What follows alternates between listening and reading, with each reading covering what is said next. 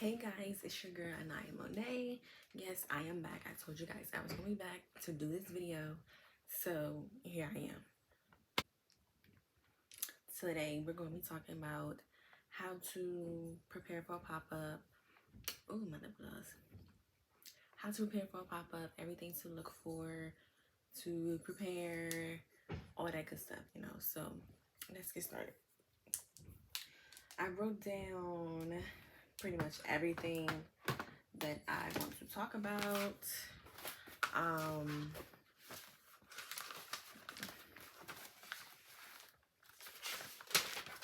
okay, so first thing is finding a venue to have your pop-up. You want to find a good, affordable place to have your pop-up at, because you want to find a good, popular place to have your. We don't have to be popular, but a good spot to have your pop-up at. Something that is not, doesn't look ran down. Something that looks a little spacious. Something that's presentable. You also want to talk to the owner or whoever is runs that building. You want to talk to them about how much their pricing is. Um, Basically, most people would charge like an hourly rate. Most people that I did talk to are like, what did look into, their places were like $150 an hour. That could be like for 4 hours. I remember I talked to this one person. She was charging $150 an hour for 4 hours, and I think I ended it up. It was $650. I think, I'm not sure, but whatever it was six something. And yeah, I feel like that was like a good price. I'm not sure, but I didn't go with it. I didn't go through with it, but I knew I was looking. But me, I've been hosting my pop. Y'all, excuse my finger now. I've been using my dad's party venue spot to have my pop-ups. He has his own party venue place. And I rent out one of his rooms and I do my pops up there. But for you guys, I want to explain how to go about looking at a venue to rent out. But yeah, I did myself look into rent out another venue, and the people was charging $150 an hour and $150 an hour for 4 hours, and that came up to $650 or $675, one of those. But yeah, so you want to look for that. Look for something that is in your price range. Save your money, because you will need, if you don't have anybody to like go to rent out a spot or anything like that, you will need to save your money to make sure you put, sometimes you might gotta put a deposit down so you can make sure you have that spot for the day you want to have your pop-up. Second thing, you want to know how big the room is. You want to know how big the room is because you want to know how many tables you can fit in the room, all the different steps, all the different space that you might have that you can also add into that room, because you don't want to have a small room and you have like 12-15 vendors coming and you have no space for people to walk. You have no space to put any type of decorations at if you want to have decorations. So you want to be mindful of the space. You want to know how many tables you can put into the room. Also, I would say you probably want to know if there is a kitchen or not, because some people might want a kitchen. If you have a food vendor, they might need to put something in the refrigerator until a certain time, whenever they want to use it. Whenever they want to take something out the refrigerator to use it for anything in their food, I don't know. But I'm just saying you might want to look into a place that has a kitchen or not, depending on what type of stuff you are having at your event. But also you want to know if there are outlets around. I would say it's probably good for you to go to the building to see how it looks, so that way you can really get a feel of what this building looks like, where you would place your tables at, how many outlets is it, all that good stuff. So yeah, the third thing is looking for your vendors. So for me, what I do, I'm in a lot of Facebook groups. Facebook is great for networking with people, different kinds of y'all, it's many different groups on Facebook. It's job groups, business groups, all that. So I'm in a lot of groups. My area is the DMV, so I'm in a lot of DMV groups, DMV entrepreneur groups, DMV vending groups, stuff like that. And I post my flyer. When I make my flyers, I make them in Canva, and I post them on in all my DMV vending entrepreneur groups. I post them all in those groups every single day. And what I say is, vendors needed, please contact me. I have my own number that they can contact me. It is not my personal number. It is my Google number. So that is another thing you guys might want to look into when going into this business. You might not want people to contact you, like your personal number, because yeah, that might not be good. But so what I have is a Google number. I did forget how I set it up. My mom helped me, but I think I went through Google or looked up Google numbers, and I put in like my Gmail. It's not nothing, like it's very easy to get. You don't gotta pay for anything. And you just set it up. I think you download the app. I'm not sure what's it called. Let me see. Where's this app? Where? Okay, it's called Voice. And once you download it, I think that's you download it after you get your number, and then once you set it up, you will be able to get calls from it. You will be able to get messages from it. But the thing is, your phone will ring as it's a regular caller calling from your number. But once you answer that, it will say something like, "Please press 1 to answer this call," and that's when you know that it's somebody calling from your Google number, not your number. So yeah, so I have a bunch of messages. All my vendors mostly contact me from this Google number, and I'm able to get the messages like their regular text messages most of the time. And also I get an email once they text me. And yeah, but this is really good if you don't want nobody to have your real number. I only give my real number to people that I know that are trying to attend my pop-up, and that's when I give them my number. Some people do contact me through Instagram, Facebook Messenger. So yeah, back to that.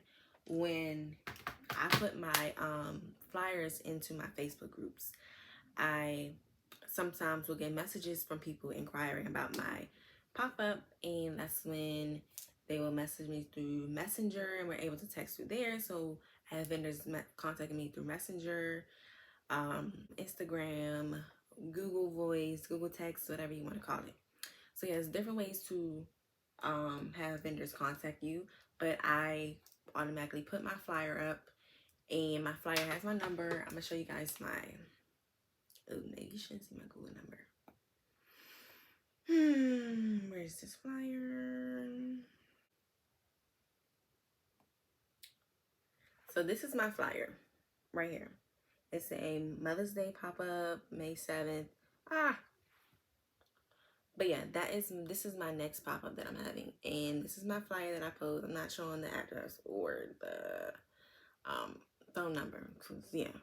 But yeah, I post that, and it has my number on and everything. And then I post it to all my groups because, you want your vendors to come in. You want to make sure everybody sees your flyer so they can contact you, and you can fill up your vendor spots and have a successful pop-up. Okay.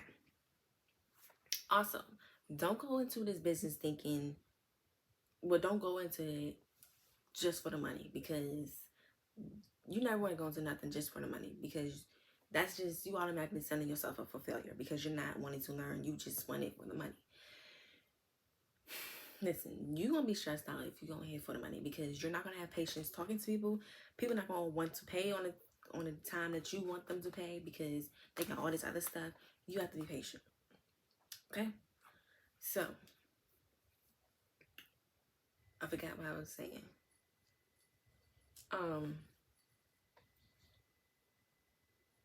I forgot. Yeah. So, when hosting a pop-up, you need to set your price up to how much you want people to pay you to attend your event. Also, when making your fee, your vendor fee, you want to make sure you put on the flyer if tables and chairs is included, because that's very important, because people might sign up, and then you mention, or they might ask, if it's, are you providing tables and chairs? And they be mad because you didn't tell them and they already paid their money. So I feel like it's best for you to go ahead and put that on the flyer if tables and chairs are included with the vendor fee, or they would need to bring their tables and chairs on the flyer. So you will put tables and chairs, well, you would say bring your own tables and chairs. Okay. You charge them for the fee to attend your pop-up. Um, yeah. So if you get like, let's say 10 vendors, um, some of you guys, I know some people don't even know what vendors are. Vendors are people that have a vendor is anybody.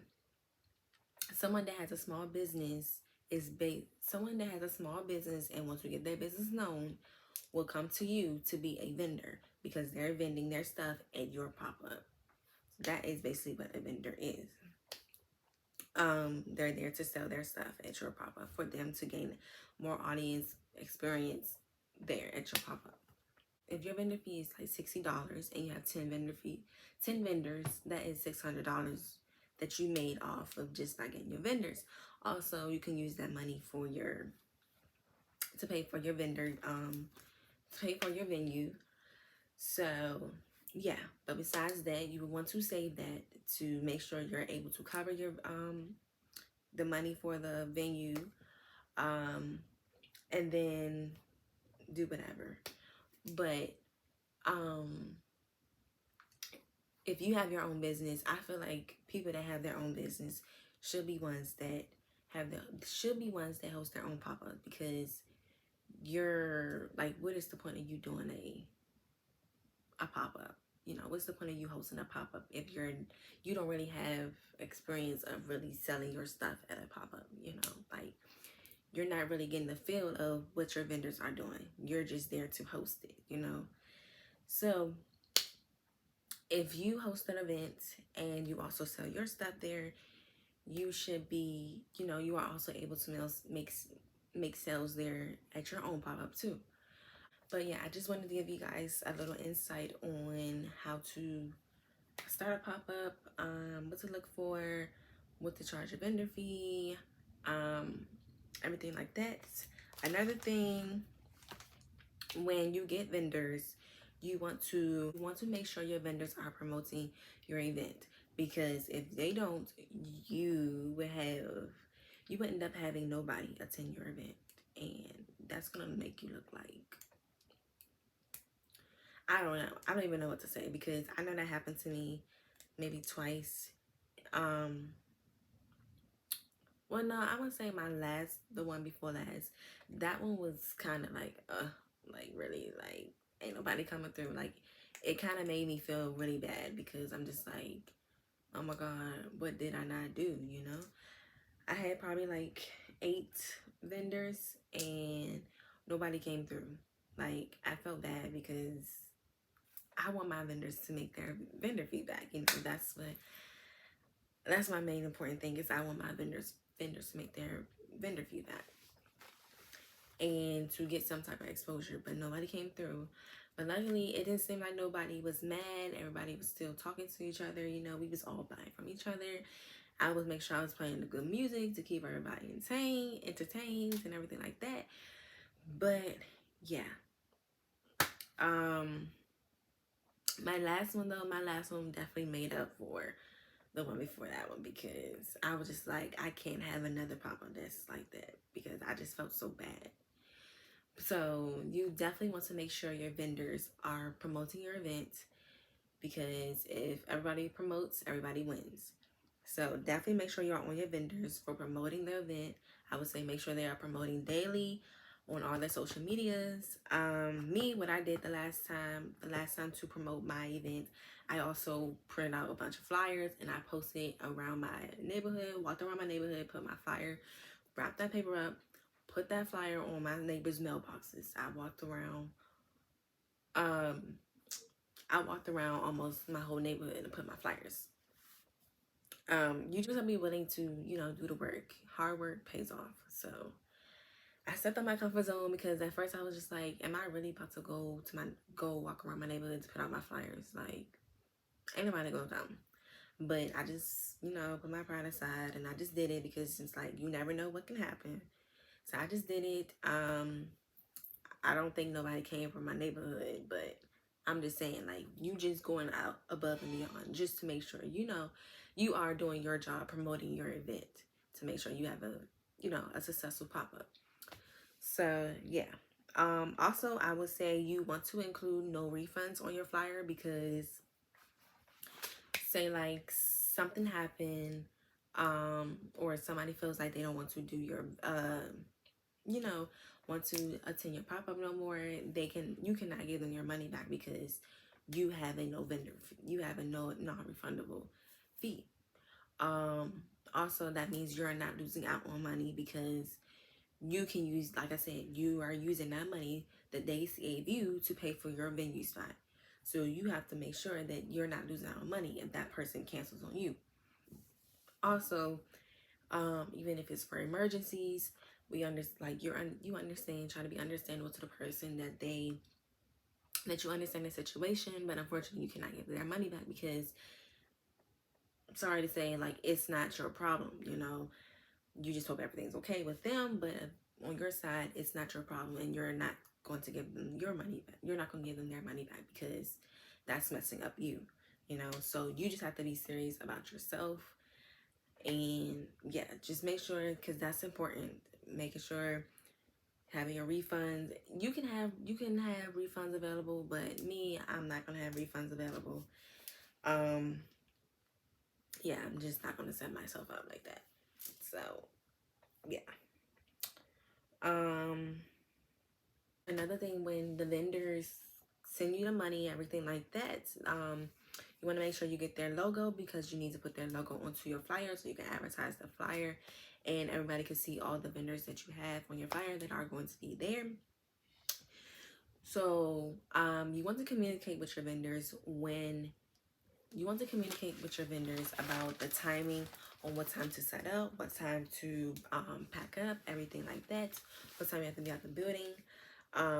That's just very mindful, so you won't have nobody late to your pop-up. And basically so the vendors can get their money's worth. You make sure you're on time to set up so you're there to start making money, basically.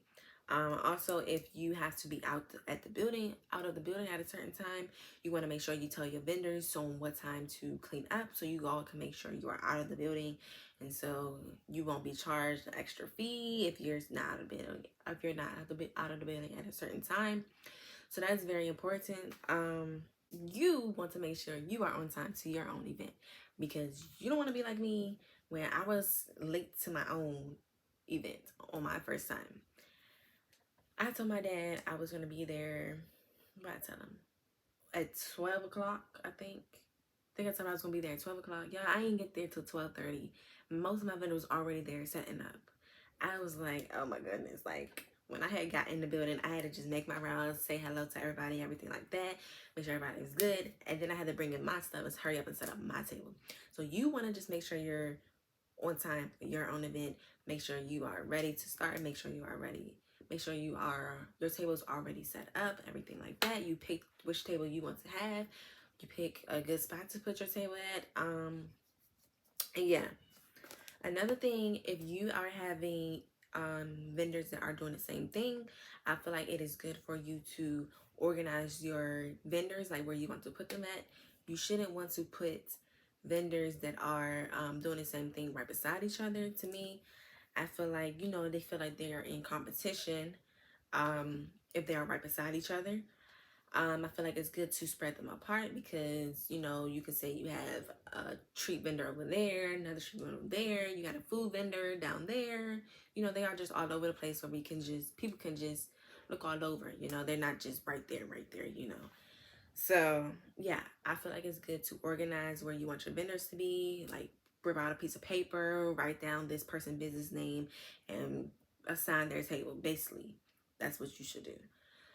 So you can be organized and nobody's mad because they sit next to somebody that's doing the same thing as them, So, okay, we're almost done. So another thing, you want to socialize with your vendors. You want to go around, make sure all your vendors are good, ask them if they have any questions, or just look at their products, ask them about their products, how they make this, what is this. Just make conversation with them, make them feel comfortable, make them feel like they can come to you if they have any questions about anything like that. Another thing, it is good to record your event, like record your event a couple times of people buying from each other, circling around, everything like that. Make sure you are posting. It also is good to advertise the day of the event. People might see you there, on social media and be like, it looks like, she's having a good time. People are there, buying. So why not me go and buy? Why not me go show some support? People could think like that. And I feel like it's a good thing, So it doesn't hurt to promote on the same day, And also, it is a good representation if you have your own pop-up page, if you have your own pop-up Instagram, you post your videos of you at that pop-up and how everything's going. That way for the next one, other people that want to join your pop-up are able to see how your pop-ups are, all the people that come through, so you have a good amount of crowd, everything like that. So also, it is good to support your vendors. Just try to buy something, a little something. It don't gotta be nothing that you really like, just so that you are interested and that you do support them. Just in case they might not make a sale there or feel like they made enough, you are still able to help them out, just by doing a little something for them, making them feel more special. Like, oh, she bought for me. That's so nice, Just, try to make your vendors happy. But yeah, I think that might be all that I have for you guys. I'm not sure exactly what more I need to explain. I think I might have explained everything good. I think I might have explained everything. Yeah. But yeah, doing pop-ups, hosting pop-ups, you can make money from it. But again, don't go into this just for the money, because that's not good at all. You never want to go into something just for the money. You want to learn first and then eventually make money from it. Even though with this, you are going to make money from it, but you don't want to have that mindset. So yeah, I hope you guys did like this video. If you guys want more videos like this, entrepreneur videos, my everyday life, I don't do nothing but work anyway, so it'll probably be on a weekend. But yeah, I hope you guys did like this video. Don't forget to like and subscribe. Y'all can comment if y'all want to see more videos like this. My Instagram is I am Anaya Monet. If you guys want to follow me, I'm there. My business Instagram is Royalty Deluxe Co. That's CO. My pop-up page is Royalty Pop-ups. Yeah. Also, my website is www.shoproyaltydeluxe.com. You guys can see all my beautiful body butters there and sugar scrubs and everything like that. So yeah, I will see you guys later. Bye.